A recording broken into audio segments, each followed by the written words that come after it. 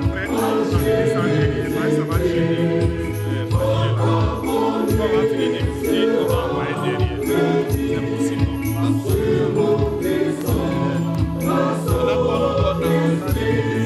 C'est mieux. C'est de déplacer. On va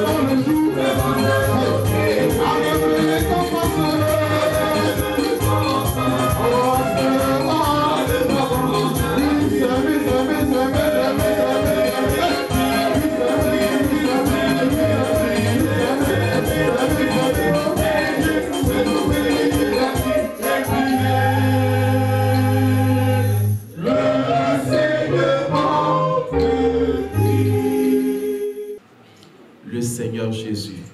Est-ce qu'on peut l'acclamer?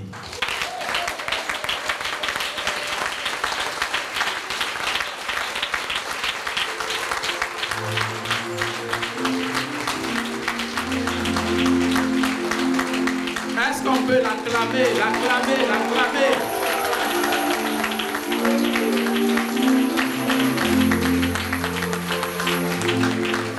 Voici la promesse qu'il nous fait ce matin. Voici la promesse qu'il nous fait ce matin dans Apocalypse chapitre 3, verset 8. Il dit, j'ai ouvert une porte devant vous. Une porte que personne ne peut fermer. Une porte pour la grâce. Une porte pour la bénédiction. Une porte pour le succès. Une porte pour avancer et évangéliser. Est-ce qu'on peut acclamer encore ce Seigneur?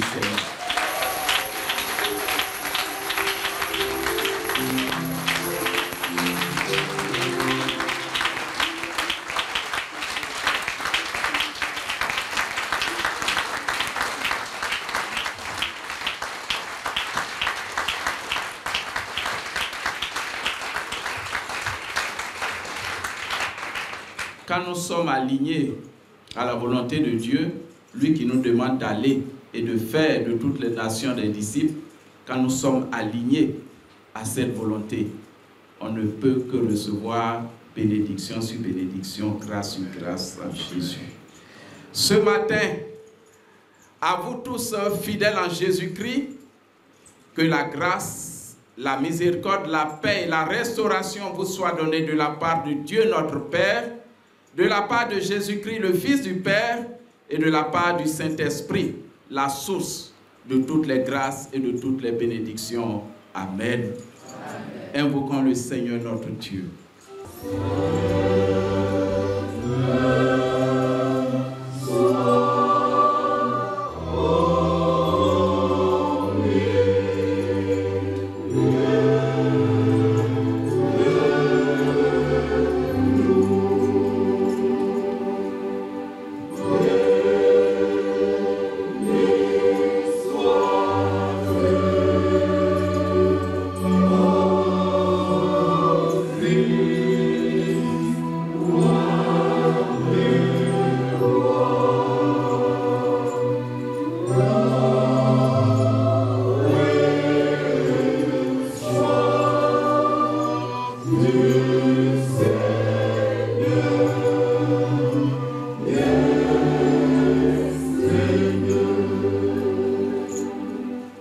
Notre Seigneur Jésus, le Sauveur du monde, est dans cette assemblée pour nous communiquer sa sainteté. Humilions-nous devant ce Sauveur qui nous aime et confessons-lui humblement nos péchés.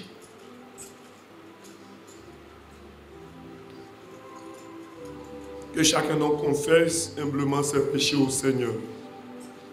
Toi dont la parole déclare que si nous confessons nos péchés, tu es fidèle et juste pour nous les pardonner et pour nous purifier de toute iniquité. Répands la bonne odeur de la sainteté de Christ au milieu de cette assemblée par Jésus-Christ, notre Seigneur et notre Sauveur. Amen. Proclamons Dieu, nous te reconnaissons pour le Seigneur, toute la terre pardonne, le Père éternel, réponse les mots, c'est des anges, ainsi que la puissance céleste, les chefs des élèves, séraphins, chantent continuellement, c'est le Saint, et le Seigneur, le Dieu des armées, les cieux et la terre ressemblent de la majesté de ta gloire. Accorde de son panier des apôtres, proclame ta louange. La sepulture des prophètes, proclame ta louange. La montagne des martyrs, proclame ta louange.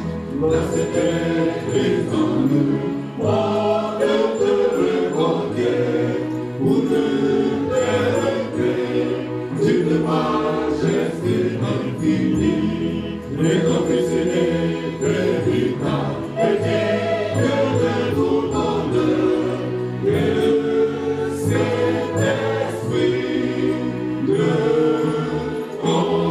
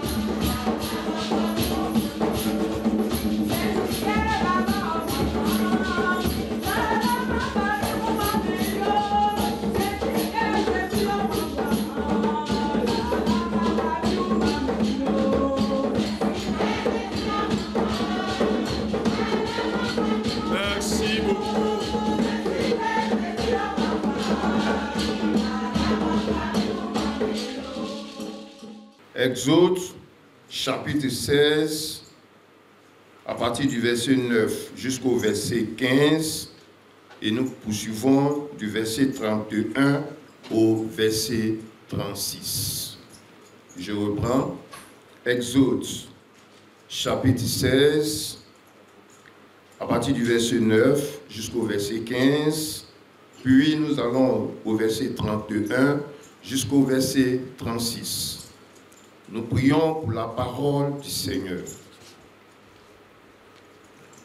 Dieu Tout-Puissant, rends-nous attentifs par ton Saint-Esprit, afin que nous apprenions par la prédication de ta parole à discerner ta volonté et à conformer notre vie aux enseignements de ton évangile.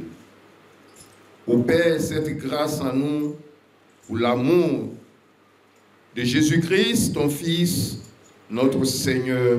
Amen.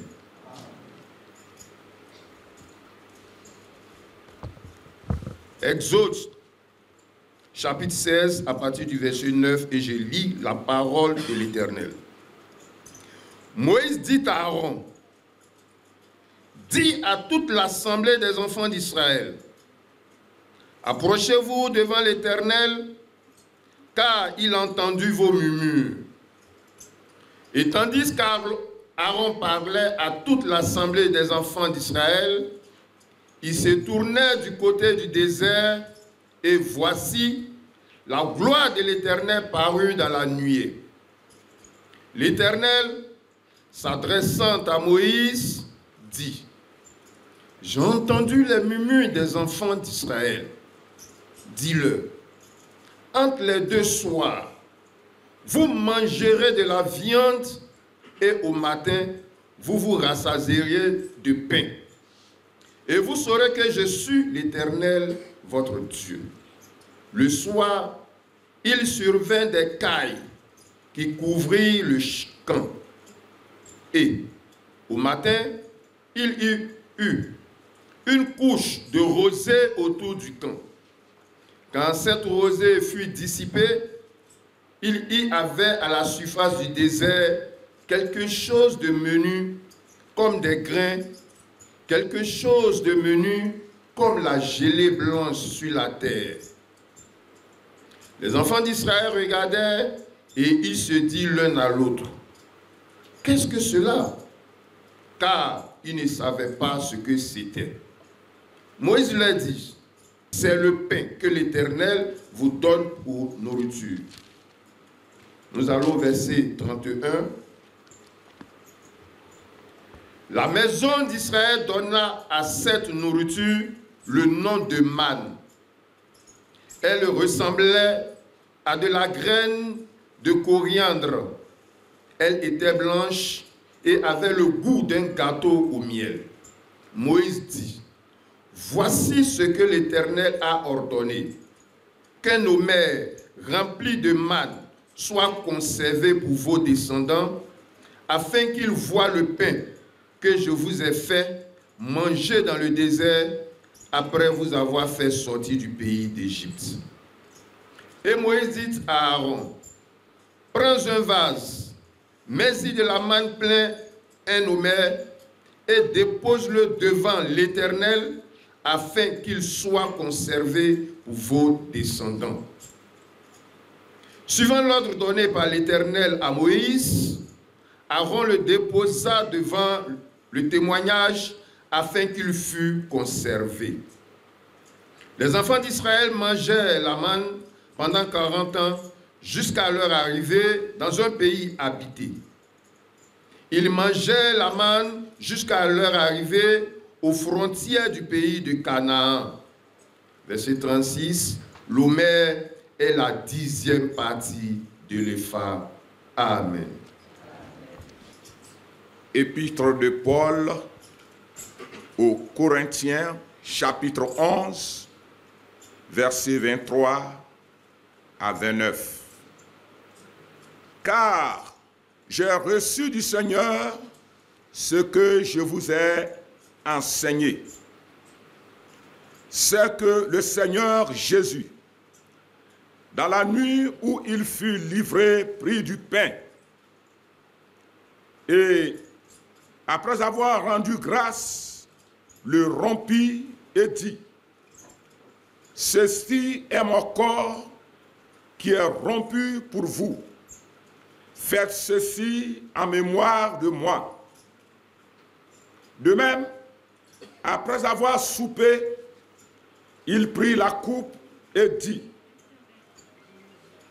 cette coupe est la nouvelle alliance en mon sang. Faites ceci en mémoire de moi toutes les fois que vous en boirez. Car toutes les fois que vous mangez ce pain et que vous buvez cette coupe, vous annoncez la mort du Seigneur jusqu'à ce qu'il vienne. C'est pourquoi celui qui mangera le pain ou boira la coupe du Seigneur indignement sera coupable envers le corps et le sang du Seigneur. Que chacun donc s'éprouve soi-même et qu'ainsi il mange du pain et boive de la coupe. Car celui qui mange et boit sans discerner le corps du Seigneur mange et boit un jugement contre lui-même. Parole du Seigneur. Amen.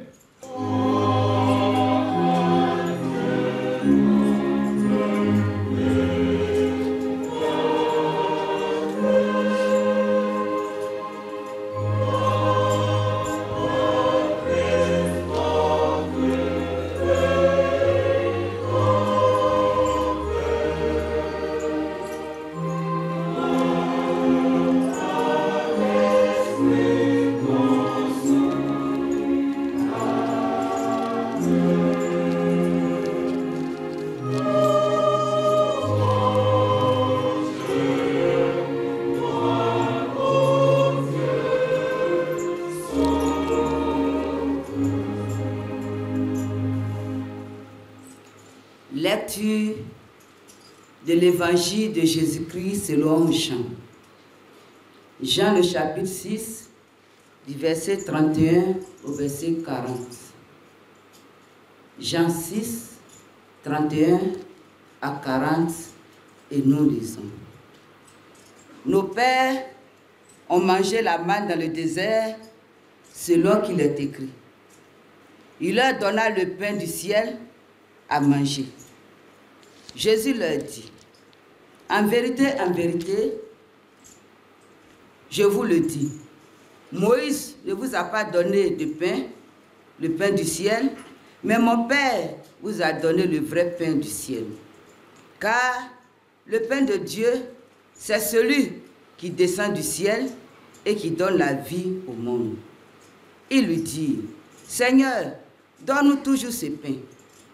Jésus leur dit: je suis le pain de vie. Celui qui vient à moi n'aura jamais faim. Et celui qui croit en moi n'aura jamais soif.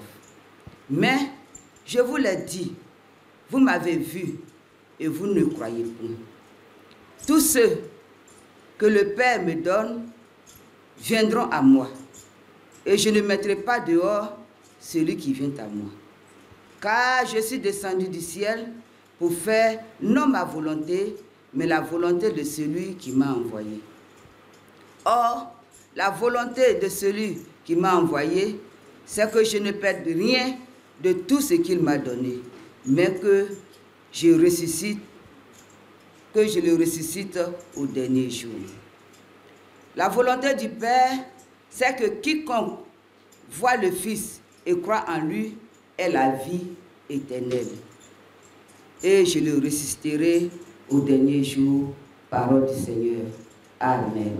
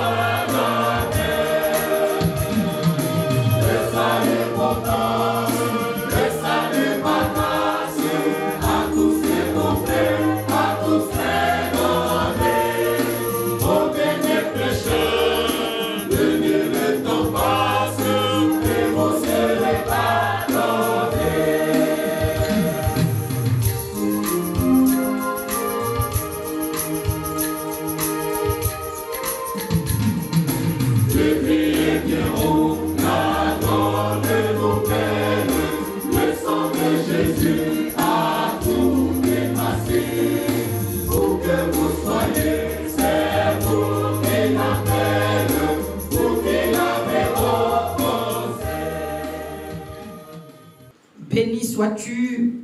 Toi qui nous disposes, béni sois-tu. Toi qui veux nous parler, béni sois-tu. Toi qui ouvres la table de notre cœur, afin que la parole qui vient de toi, source de notre vie, puisse y descendre. Merci Seigneur, au nom puissant de Jésus-Christ. J'ai envie d'entendre un bon Amen. Ton Amen ressemble à quelqu'un qui n'a pas pris le petit déjeuner. J'ai failli entendre un Amen. Assieds-toi dans ta victoire. Aujourd'hui, dimanche 17 août 2025, jour réservé par l'Église méthodiste de Côte d'Ivoire à l'évangélisation. C'est une joie pour nous de partager le culte avec vous. Ce matin, je voudrais saluer particulièrement le bishop Séraphin Moundé, qui est représenté par le très révérend Germain Kofi, surintendant du district de Boaké. Saluer le très révérend François Nyagne Adou, surintendant du district de Yamoussoukro, qui reçoit cet événement de l'évangélisation. Je voudrais saluer en particulier le peuple de Jérusalem et son conseil. Est-ce qu'on peut acclamer le Seigneur pour le conseil de Jérusalem et toute la communauté? Est-ce que vous pouvez vous acclamer vous-même? Soyez infiniment bénis. Soyez bénis. Vous qui avez ouvert les portes de votre district pendant 7 semaines, mises à part par l'Église pour l'évangélisation, je voudrais adresser une prière particulière à Dieu pour vous, à tout le district. Je prie que toutes les grâces liées aux fruits de l'évangélisation vous soient réservées au nom de Jésus-Christ. Je dirais vous soient reversées au nom de Jésus-Christ. Amen. Ce matin, nous venons donc de faire la lecture de 3 textes bibliques, à savoir Exode chapitre 16, les versets 9 à 15, puis les versets 31 à 36.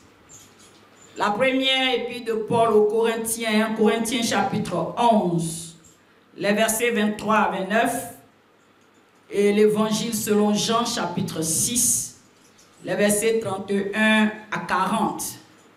Le thème que l'Église nous propose ce matin est le suivant: je suis le pain de vie. Nous trouvons donc ce thème dans l'évangile selon Jean chapitre 6, le verset 35a qui nous dit ceci: Jésus l'a dit, je suis le pain de vie. Celui qui vient à moi n'aura jamais faim. Cette scène donc se passe juste là où la foule qui avait vu Jésus multiplier le pain est revenue sur ses traces et elle ne trouve pas le Seigneur et ses disciples. Et cette foule se met à les chercher. Et pour cela, les gens prennent des barques pour passer de l'autre côté de la mer. Donc, traverser la mer pour chercher le Seigneur Jésus-Christ. Et quand ils le trouvent, voici la question qu'il lui pose. Rabbi, quand est-ce que tu es venu ici? Le Seigneur, donc, connaissant leur mentalité, va leur répondre ainsi. En vérité, je vous le dis, vous me cherchez non parce que vous avez vu des miracles, mais parce que vous avez mangé des pains et que vous avez été rassasiés. travailler non pour la nourriture qui périt, mais pour celle qui subsiste pour la vie éternelle, et que le Fils de l'homme vous donnera, car c'est lui que le Père, que Dieu a marqué de son sceau. Ouais, Jésus nous connaît vraiment. Il dit, vous ne me cherchez pas à cause des miracles, même pas à cause des bonnes prédications ou les bons enseignements que je vous ai donnés. Mais vous me cherchez parce que vous ne voulez pas que le pain finisse dans votre ventre. C'est à cause de la nourriture, à cause du pain que vous avez mangé. Et quand le Seigneur leur donne cette réponse, ils vont faire exprès pour engager une petite causerie, comme si ce que le Seigneur était en train de dire les intéressait. Et voilà encore une autre question qu'ils avancent. Que devons-nous faire pour faire l'œuvre de Dieu? Que devons-nous faire pour faire l'œuvre de Dieu? Ah, bien-aimés, ce matin, je sais qu'il y a plusieurs personnes qui viennent à l'église, mais qui ne comprennent pas ou qui comprennent difficilement les choses de Dieu. Ce matin, je voudrais donc prier pour toi. Je voudrais prier pour toi ce matin. Si tu te trouves dans ce cas, l'Esprit de Dieu te visite au nom de Jésus. Amen. Ton amen est faible. Amen. Donc Jésus va répondre simplement à leurs préoccupations quand ils demandent comment faire pour faire l'œuvre de Dieu. Jésus répond, l'œuvre de Dieu, c'est que vous croyez en celui qu'il a envoyé. Ils sont surpris de la réponse, encore une fois, du Seigneur. Pour eux, il faut voir avant de croire. Donc, ils lui disent encore, quel miracle fais-tu pour que nous voyions et que nous croyons en toi? Et je pense que la réaction de cette foule-là, c'est nous aussi notre réaction. Ils vont poursuivre pour comparer le Seigneur à Moïse. Et donc au verset 31, ils vont dire, selon ce qui est écrit, nos pères ont mangé la manne dans le désert. Donc pour eux, c'est Moïse. Il leur donna le pain du ciel à manger. Le Seigneur donc va profiter de leur incompréhension des choses célestes pour répondre ou bien pour régler 4 problèmes. Alléluia. Amen. Quand Jésus voit la réaction de cette foule, il sait qu'il y a des points à mettre sur certains i, parce qu'il voit qu'ils ne comprennent rien du tout. Première chose que le Seigneur voudrait régler, ou encore premier problème, qui était le problème de ceux qui étaient en face de lui, c'est que dans l'ordre divin, il faut croire avant de voir. Comme, par exemple, Jésus croise Marthe, qui venait de perdre son frère Lazare, dans Jean chapitre 11, le verset 40. Marthe, qui accompagne le Seigneur au tombeau, et le Seigneur dit enlevez cette pierre, et elle commence à dire, Seigneur, ça fait 4 jours, il est mort, il est déjà pourri, décomposé. Le Seigneur va lui donner cette réponse.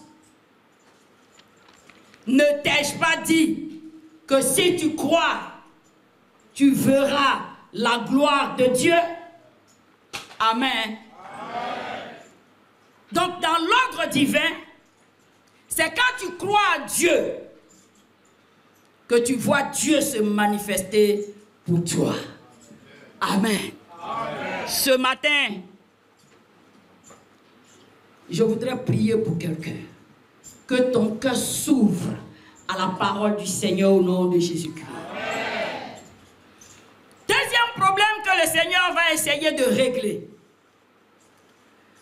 Pour cette même foule, c'est Moïse qui a fait descendre la manne du ciel par miracle. Jésus donc va profiter pour les recadrer en disant au verset 32, en vérité, je vous le dis, Moïse ne vous a pas donné le pain du ciel, mais mon Père. Donc, il éclaire encore là ceux qui étaient en face d'eux. Frères et sœurs, tout miracle vient de Dieu. Même si aujourd'hui on pense que le diable est devenu plus fort que Dieu, plusieurs parmi nous ne croient plus au miracle. Et donc quand Dieu pose une action, on l'attribue tout de suite à la magie ou à des potions. Ça existe, mais ça ne peut pas ressembler à ce que fait Dieu. Amen. Le miracle, tout miracle vient de qui? De Dieu. Et non de Moïse. Troisième chose que Jésus voudrait toucher pour éclairer la foule qui était là. Pour eux, la manne au temps de Moïse a nourri tout le peuple d'Israël pendant 40 ans. Alors que Jésus n'a multiplié que des pains pour 5000 personnes. Donc la multiplication accomplie par Jésus avait moins d'importance. Là encore, Jésus va les éclairer. Mon Père vous donne le vrai pain du ciel. Au verset 33, il dit, car le pain de Dieu, c'est celui qui descend du ciel et qui donne la vie au monde. Alléluia. Amen. Ce n'est plus à un seul peuple, mais ce pain est donné à qui? Au monde entier, à toute l'humanité. Quand Jésus finit de dire ces choses, voyons la réaction encore de cette foule face à cette réponse du Seigneur. Seigneur, au verset 34, ils disent, Seigneur, donne-nous toujours ce pain. L'homme ne change pas, hein? C'est comme s'il venait de comprendre que ce pain dont parle Jésus est différent du pain que eux, non seulement leur pain ont connu, mais eux à leur temps connaissent. Seigneur, donne-nous toujours ce pain. Et le quatrième problème sera réglé quand Jésus leur dit au verset 35, « Je suis le pain de vie. Celui qui vient à moi n'aura jamais faim. » Je suis le pain de vie. Tel est notre thème de méditation ce matin. Alléluia. J'ai dit Alléluia. Amen. Je prie que la parole de Dieu ce matin fasse tomber les écailles de tes yeux au nom de Jésus. Qu'est-ce que le pain? Le pain est un aliment complet fait avec de la farine de blé ou de manioc chez nous ici et du levain cuit au four. On dira donc le pain, c'est de la nourriture. On peut s'en passer souvent ou bien on peut vouloir manger ça tous les jours. Le pain refait les forces de l'homme, surtout de quelqu'un qui a faim. Le pain est une nourriture qui refait les forces. Il y a des personnes qui mangent le pain le matin au petit déjeuner, mais aussi le soir au dîner, ils font ce qu'on appelle l'entrée. Et c'est pourquoi, dans le livre d'Exode, Exode chapitre 16 que nous avons lu, le peuple va murmurer. Le peuple d'Israël a commencé à murmurer pour dire à Moïse, pourquoi tu nous as envoyés dans le désert pour nous faire mourir de faim? Le peuple se plaint parce qu'il n'y a plus de pain à manger. Il n'y a plus de nourriture pour eux. Il n'y a plus d'eau. Dieu donc va dire à Moïse, rassemble le peuple. Je ferai pleuvoir du pain du ciel, jour par jour. Et Dieu a même demandé de prendre un modèle à conserver pour montrer à leurs enfants. Le pain donc a calmé leur murmure. Le pain, mes frères et mes sœurs, est un besoin de l'homme. Ce pain qu'ils ont appelé la manne venait chaque jour pour répondre aux besoins physiologiques. Et d'ailleurs, tous ceux qui ont mangé de ce pain, le pain qui est descendu du ciel, que les Juifs ont appelé la manne, tous ceux qui ont mangé de ce pain sont morts plus tard. Certains en chemin vers Canaan, la terre promise. D'autres, arrivés même à Canaan, ils ont connu la mort. Pourtant, ils ont mangé le pain venu du ciel. Ce matin, Jésus dit, « Je suis le pain de vie. » Amen.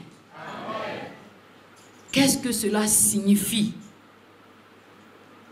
Le pain dont parle Jésus ici se réfère à une personne et non à une denrée alimentaire, non à une denrée paysanne, non à une denrée qui peut satisfaire l'homme pour un temps et puis l'homme va connaître la mort. Deuxième signification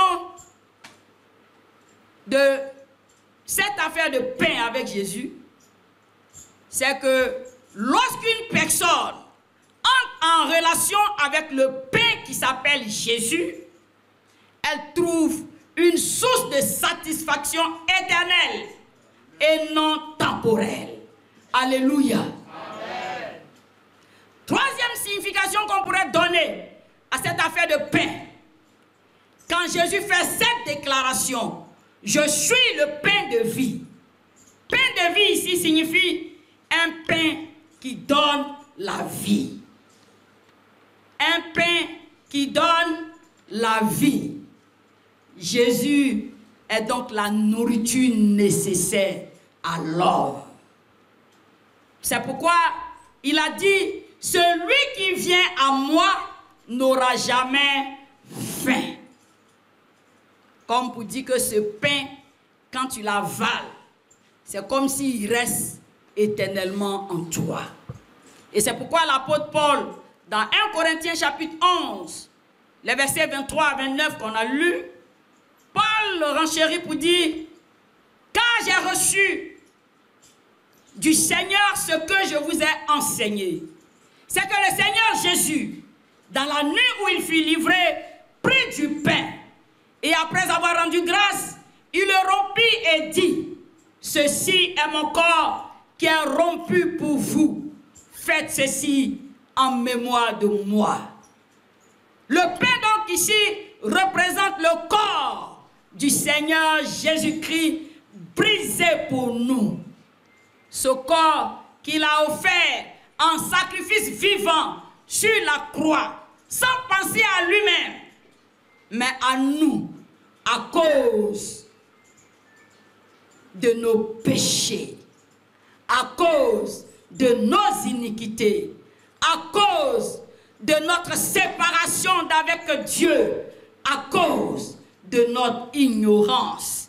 Jésus a été présenté publiquement au monde par sa mort à la croix et pour nous permettre de nous rappeler chaque fois du sacrifice qu'il a fait. Il a fait cette cérémonie avant sa mort. Bien-aimés frères et sœurs dans le Seigneur, que devons-nous donc retenir comme leçon ce matin? Je voudrais nous amener à retenir 3 leçons seulement.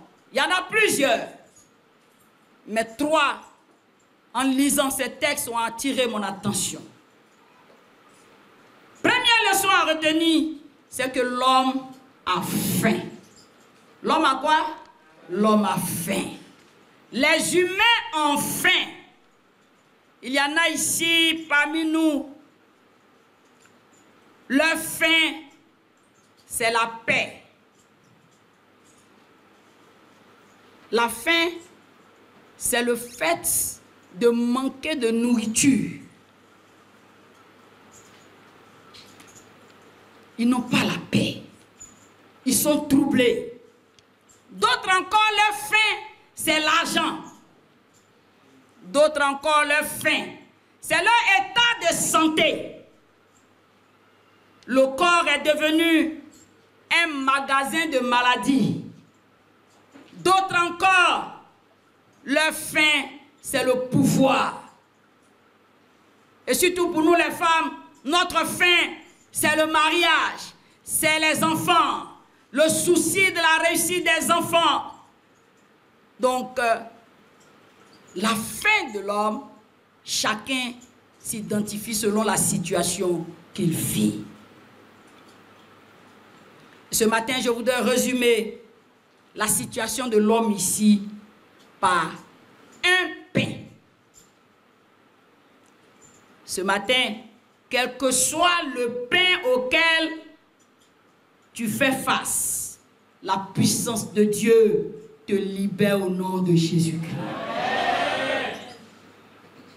Deuxième chose que je voudrais que tu retiennes. Le monde offre plusieurs propositions à l'homme pour régler son problème de faim. N'est-ce pas? Certains courent vers les cours d'eau, au village, au campement, pour régler leur problème de faim. D'autres sont obligés de tuer leurs propres frères pour avoir de l'argent ou avoir le pouvoir. D'autres encore vont dormir au cimetière pour avoir la guérison. D'autres encore ont besoin de boire pour oublier leur faim, de prendre de la drogue, de rentrer dans des confréries de sorcellerie ou de sectes pour régler leur problème de faim. Chacun face aux multiples propositions du monde court ça et là. Mes frères et mes sœurs, ce matin, je dirais que face au problème de la faim de l'homme, l'homme fait face à des pains. La première leçon, j'ai dit que l'homme a un pain. C'est son problème. La solution de l'homme, c'est des pains. Parce que plusieurs propositions lui sont faites. Ce matin, je voudrais prier pour toi. Quelles que soient les propositions de pain qui te tiennent esclave, tu as la victoire au nom de Jésus-Christ. Quelles que soient les chaînes de pain qui te maintiennent esclave, tu n'es pas épanoui. Tu peux être bien sapé. Tout le monde t'envie quand tu passes, mais quand tu vas te coucher, tu es plein de larmes. J'ai dit ce matin, la puissance de Dieu te libère de ces alliances au nom de Jésus-Christ. J'ai dit au nom de Jésus-Christ. Tu as la victoire sur tous ces pains au nom de Jésus-Christ. Troisième et dernière chose que je voudrais te présenter. J'ai parlé de un pain. Je viens de parler de des pains. Et enfin, le pain. Troisième leçon à retenir. Jésus dit, je suis le pain de vie. Jésus donc est le pain que Dieu propose à l'homme. Alléluia. Non seulement il nourrit le corps, mais il nourrit aussi l'âme.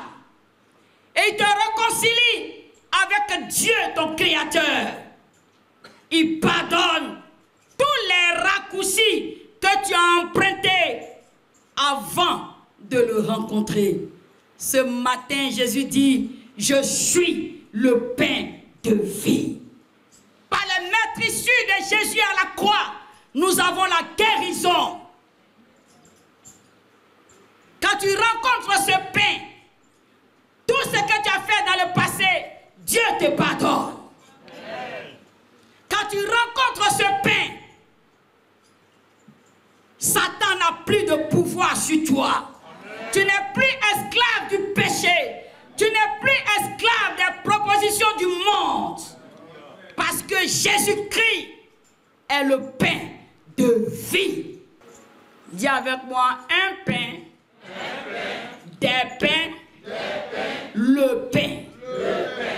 Ce matin, celui que Dieu te propose, celui que Dieu te présente, celui que Dieu t'envoie, c'est le pain.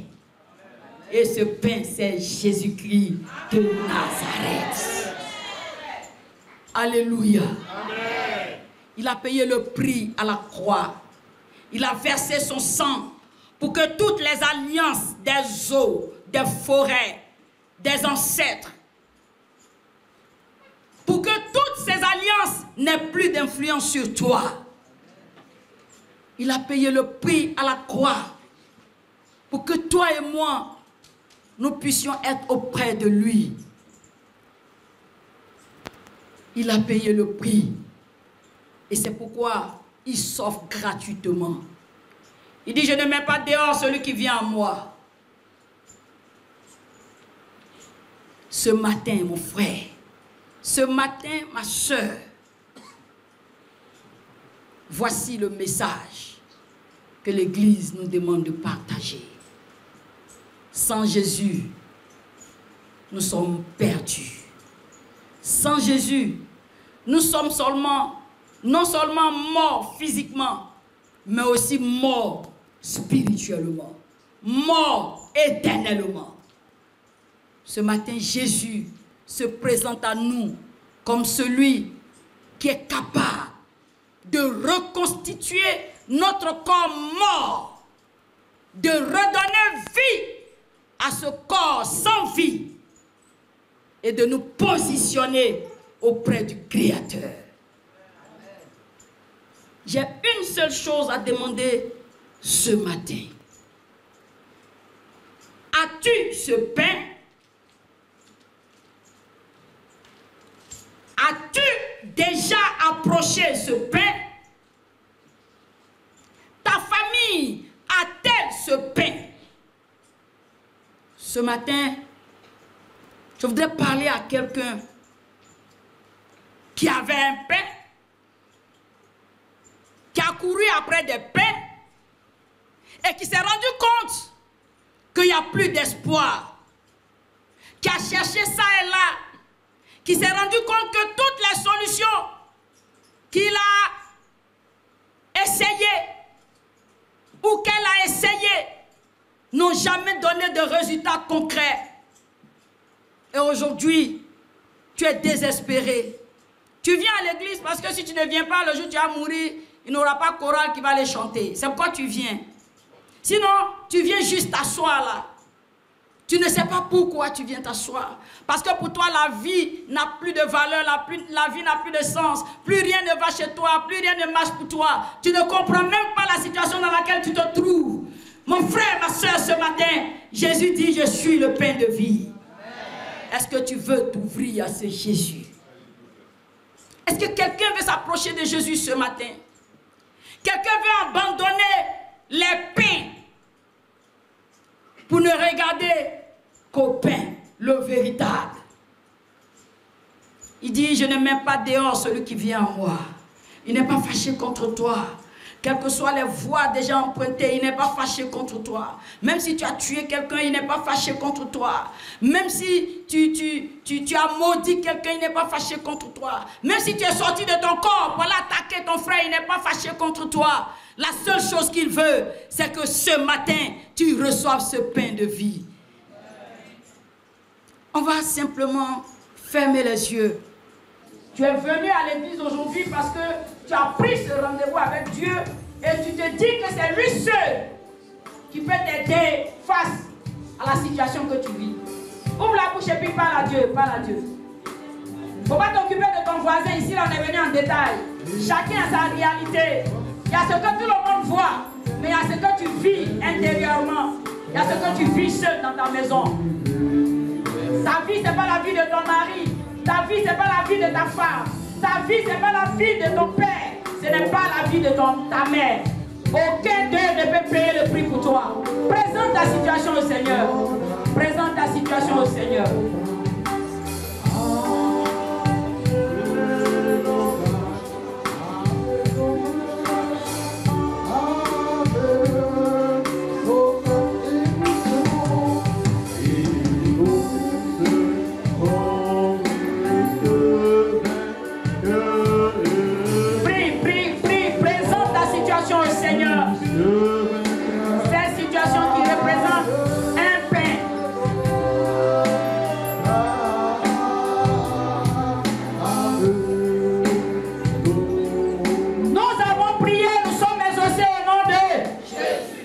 Et pour toute cette semaine consacrée à notre esprit, que Dieu vous bénisse.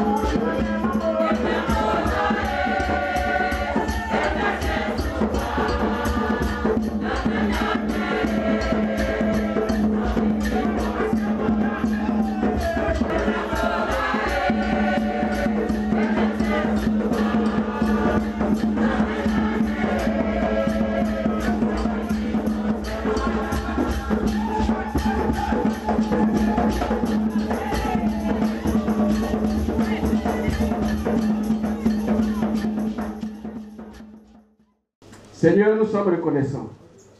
Reconnaissants pour tous tes bienfaits. Reconnaissants, Éternel, pour cette grande moisson à travers ces âmes que tu nous as données. En retour, Seigneur, tes enfants de façon volontaire sont venus exprimer leur joie, leur reconnaissance par ces dons.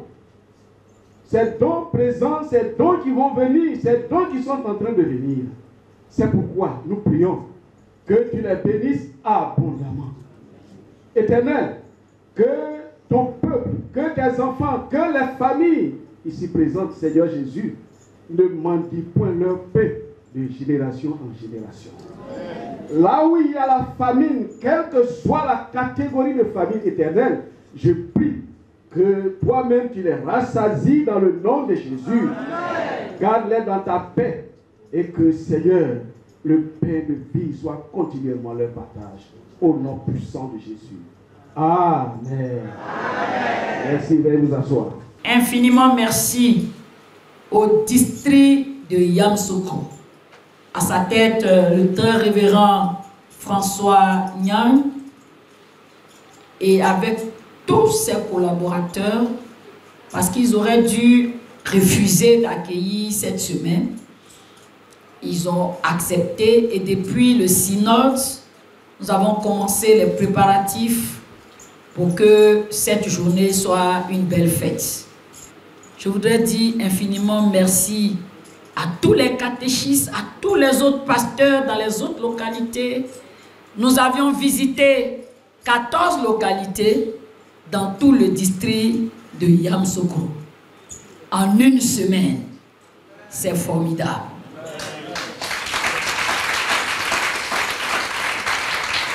En termes de bilan, pour le travail qui a été fait, notre travail a deux volets.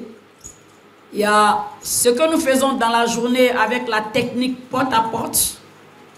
Et en termes de rencontres personnelles avec des personnes que nous avons vues sur les chemins, dans les marchés, dans les cours, dans les rues, ce que nous appelons personnes rencontrées.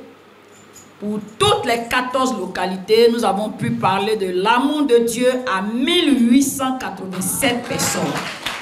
J'ai dit 1887 personnes ont entendu l'évangile cette semaine dans le district de Yamoussoukro. C'est à acclamer fortement. Et sur les 1887 personnes, 394 personnes ont décidé de se donner à Jésus.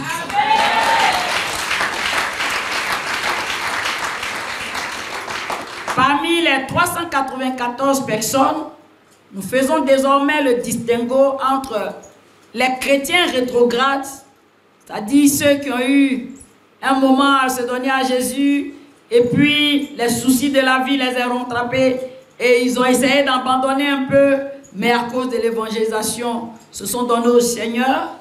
Nous les différencions de ceux qui n'ont jamais mis les pieds à l'église, ceux qui n'ont jamais été en contact avec Jésus-Christ, mais qui pendant cette semaine se sont donnés au Seigneur.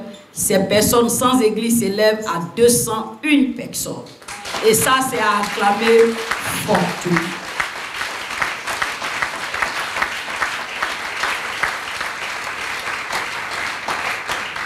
Ce matin, j'ai un cri de cœur. Et ce cri de cœur va à l'endroit de tous les méthodistes. C'est seulement en une semaine, dans quelques localités d'un district, qu'on peut obtenir ces chiffres.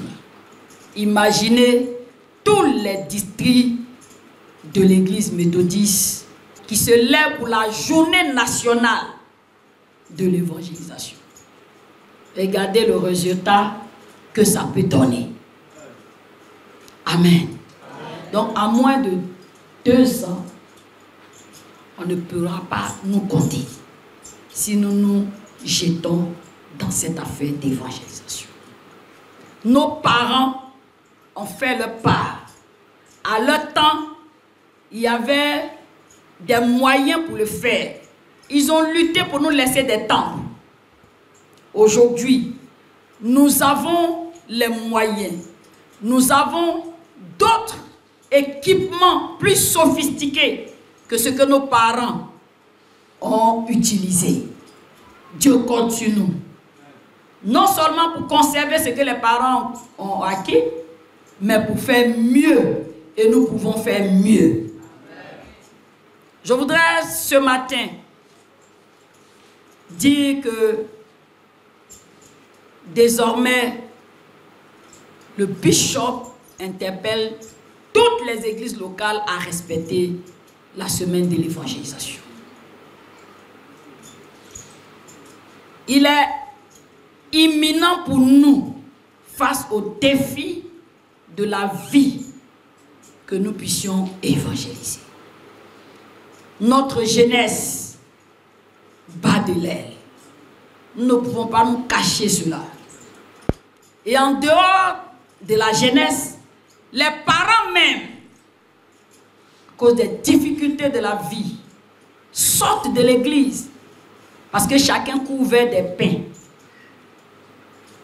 Levons-nous, méthodistes, et faisons de l'évangélisation notre priorité. Pour avoir une évangélisation plus efficace, mes frères et mes sœurs, nous avons besoin de mettre les moyens à disposition. Nous sommes ouverts à la formation des cellules d'évangélisation dans les districts, dans les églises locales. Ça peut aider les districts à aller de l'avant. Et comme nous sommes à Yamoussoukro, nous lançons cet appel à tous ceux qui se sentent appelés par le Seigneur, qui ne remplissent pas les critères pour aller à l'ISTA, mais qui veulent servir Dieu en amenant un perdu au Seigneur. La cellule d'évaluation classique est la structure nationale qui a besoin de vous. Que Dieu vous bénisse, que sa grâce soit avec chacun d'entre nous.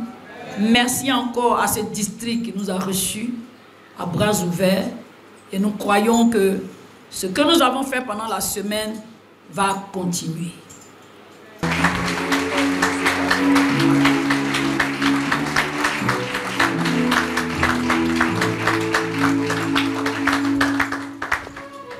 Chers frères et sœurs en Christ, c'est un honneur et une grande joie pour nous de prendre la parole en ce jour au nom de son éminence, Bishop Séraphin Moundé, pour le culte officiel de clôture de cette semaine nationale d'évangélisation, organisée par la cellule d'évangélisation classique, ici même à Yamoussoukro, cité emblématique de notre nation et dans tout ce district de Yamoussoukro. Notre rassemblement s'inscrit dans la droite ligne de l'héritage spirituel que nous a légué notre ancêtre dans la foi, notre père dans la foi, John Wesley, que je voudrais qu'on acclame.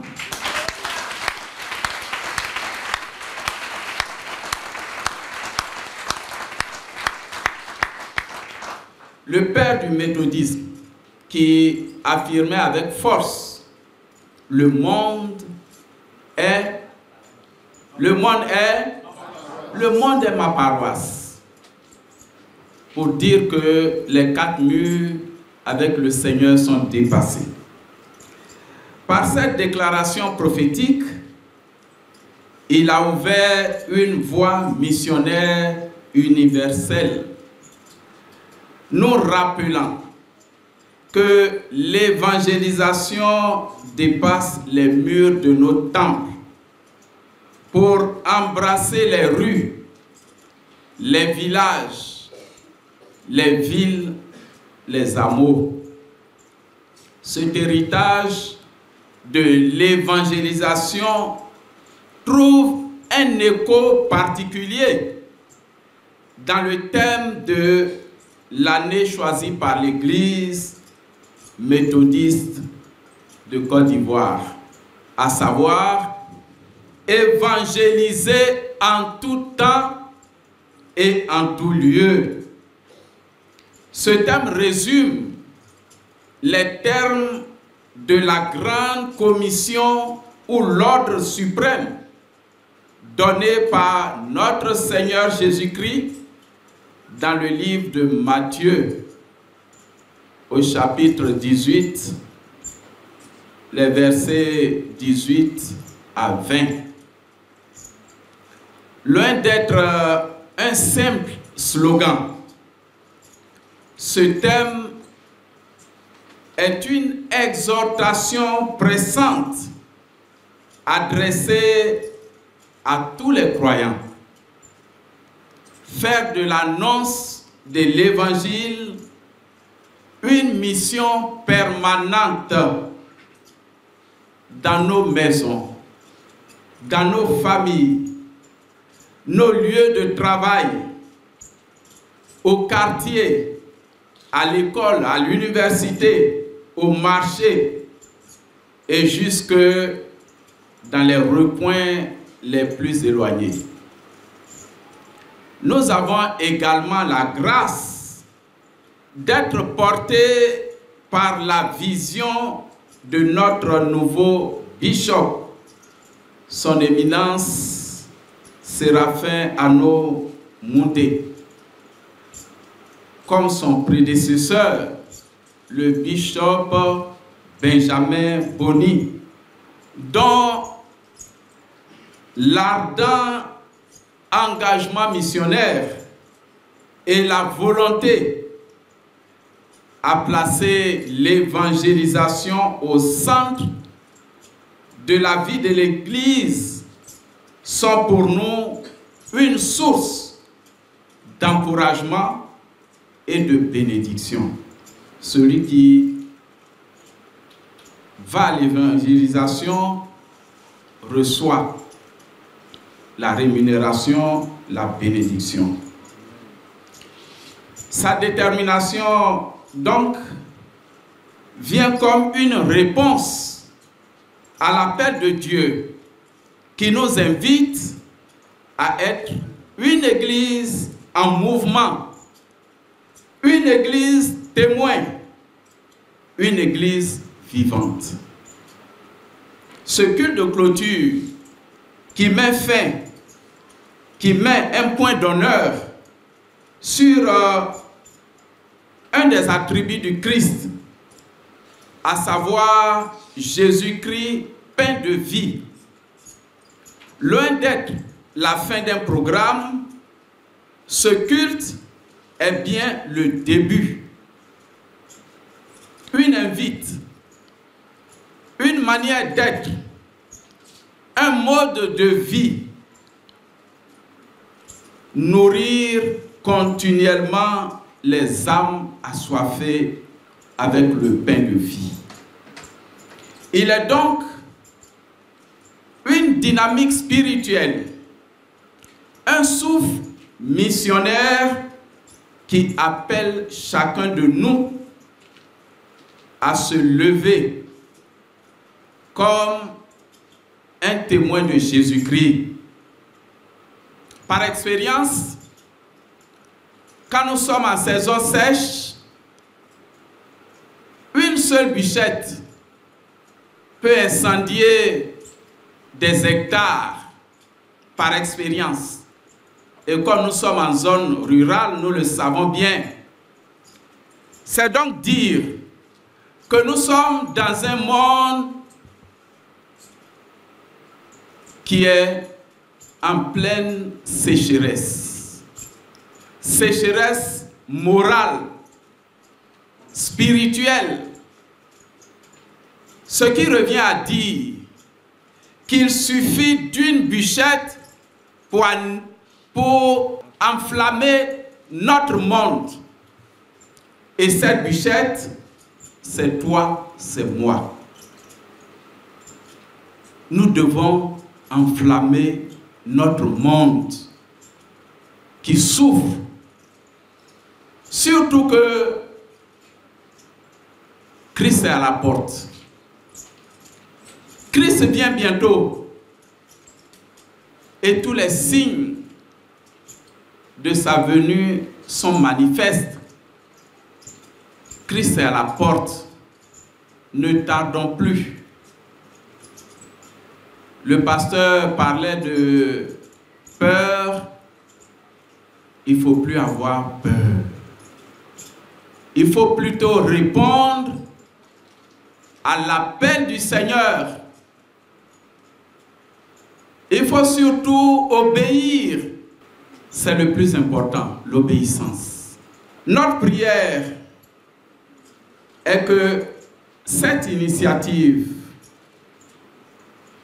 portée par la cellule ait des fruits abondants pour l'édification de notre Église et pour le salut de nombreuses âmes ici à Yamoussoukro, partout en Côte d'Ivoire et même au-delà de nos frontières. Que le Saint-Esprit coordonne, que le Saint-Esprit embrase, que le Saint-Esprit nous pousse, que le Saint-Esprit nous vivifie pour cette œuvre. Ainsi donc, je voudrais, pour clore mes propos, dire que, au nom du Père, du Fils et du Saint-Esprit, nous déclarons la clôture de la Semaine nationale de l'évangélisation. Amen.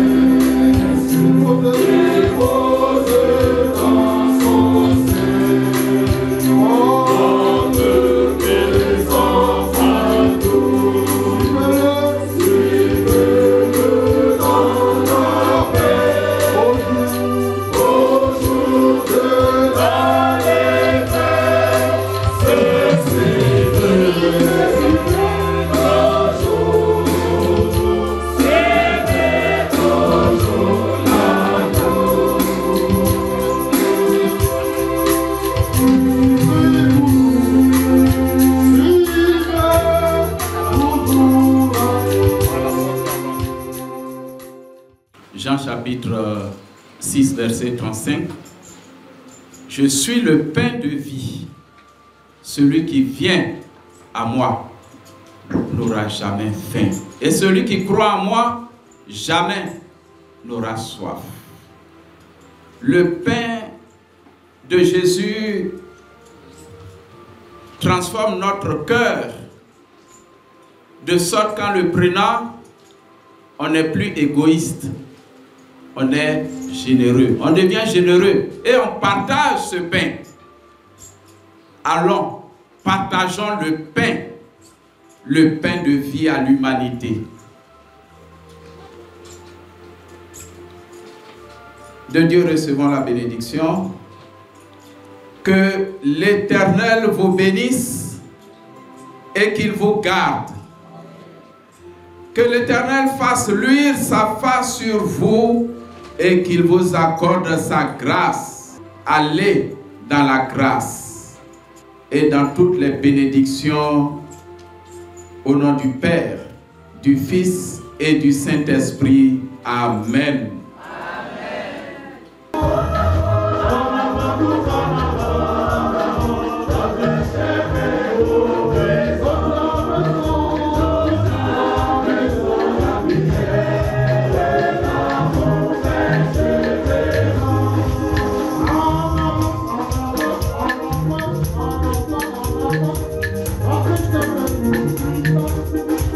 Oh,